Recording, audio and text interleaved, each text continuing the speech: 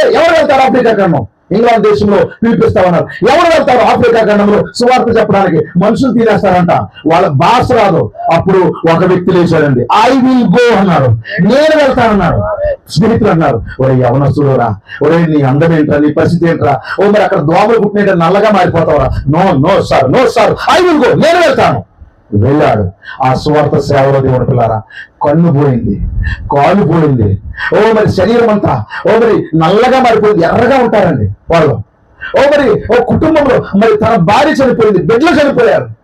Africa చీకటి ఖండాన్ని వెలిగించాడు. అతడి David Livingstone. హల్లెలూయా. Oxford యూనివర్సిటీలో ఓ మరి గొప్ప గొప్ప వారిని పిలిచినప్పుడు ఈ వ్యక్తిని కూడా పిలిచారండి. పిలిచి, అయ్యా మరి ఇతనికి బహుమానం ఇవ్వాలనుకున్నా. అందరూ నవ్వుతున్నారంట. కుంటూ మరి నల్లటి శరీరంతో మరి వయసు అయిపోయినటువంటి ఒక వ్యక్తి అక్కడికి వస్తుంటే, ఇతనేం సాధించాడని టోపీ పెడతారా, ఇతనేం సాధించాడని మెడల్ ఇస్తారయ్యా, ఇతనేం సాధించాడని డాక్టరేట్ ఇస్తారయ్యా అని అన్నప్పుడు అతడి పాత ఫోటో, యవ్వనస్తుడిగా ఉన్న ఫోటో చూపించి, ఇతని పేరు డేవిడ్ లివింగ్స్టన్.